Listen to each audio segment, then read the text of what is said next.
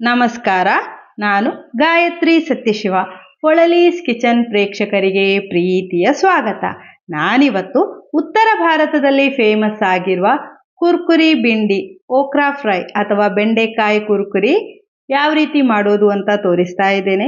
ತುಂಬಾ ಟೇಸ್ಟಿಯಾಗಿರುವ ಈ ರೆಸಿಪಿ ಸಾರನ್ನದೊಂದಿಗೆ ಅಥವಾ ಸ್ಟಾರ್ಟರ್ ಆಗಿಯೂ ಮಾಡ್ಬೋದು. ನಾನಿಲ್ಲಿ ಅರ್ಧ kg ಎಳೆಯದಾಗಿರುವಂತಹ ಬೆಂಡೆಕಾಯಿಯನ್ನು ಚೆನ್ನಾಗಿ ತೊಳ್ಕೊಂಡು ನೀರ ಪಸೆ ಪೂರ್ತಿಯಾಗಿ ತೆಗೆದಿದ್ದೇನೆ. ಸಾಧ್ಯವಾದಷ್ಟು ಎಳೆಯದಾಗಿರುವಂತಹ ಬೆಂಡೆಕಾಯಿಯನ್ನೇ ಆರಿಸಬೇಕು. ಬೆಳೆದಿದ್ರೆ ಒಳಗಡೆಯಲ್ಲಿರುವಂತಹ ಬೀಜವನ್ನು ತೆಗಿಬೇಕು. ಇದು ತುಂಬಾ ಎಳೆಯದಾಗಿದೆ, ಹಾಗಾಗಿ ಬೀಜವನ್ನು ನಾನಿಲ್ಲಿ ತೆಗಿತಾ ಇಲ್ಲ. ಮೊದಲಿಗೆ ತೊಟ್ಟು ಹಾಗೂ ಕೆಳಗಿನ ಭಾಗ ಕಟ್ ಮಾಡಿ 4 ಭಾಗಗಳಾಗಿ ಸೀಳಬೇಕು. ಬೆಂಡೆಕಾಯಿ ನೋಡಿ, ಬೀಜ ಇನ್ನೂ ಬೆಳೆದಿಲ್ಲ. ಈ ತರ ಇದ್ರೆ ಒಳ್ಳೆಯದು.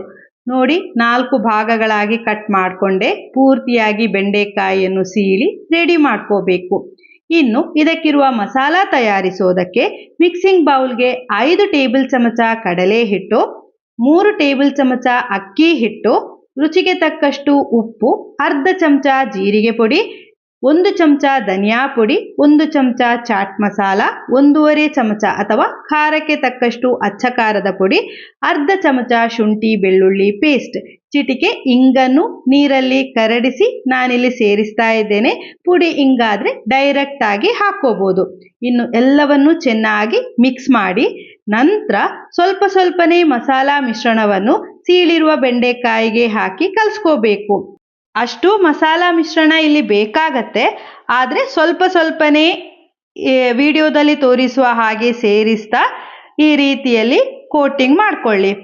2 ಟೇಬಲ್ ಚಮಚದಷ್ಟು ಎಣ್ಣೆ ಹಾಕಿ ಚೆನ್ನಾಗಿ ಮಿಕ್ಸ್ ಮಾಡಿ ಕೊನೆಯದಾಗಿ ಅರ್ಧ ಕಡಿ ನಿಂಬೆ ರಸ ಹಿಂಡಿ ಮಿಕ್ಸ್ ಮಾಡಿ. ಇಲ್ಲಿ ನೀರು ಬೇಕಾಗೋದಿಲ್ಲ, ಬೇಕಿದ್ರೆ ಮಾತ್ರ ನೀರನ್ನು ಚಿಮುಕಿಸಿ ಈ ರೀತಿಯಲ್ಲಿ ಮಿಶ್ರಣವನ್ನು ರೆಡಿ ಮಾಡಿ.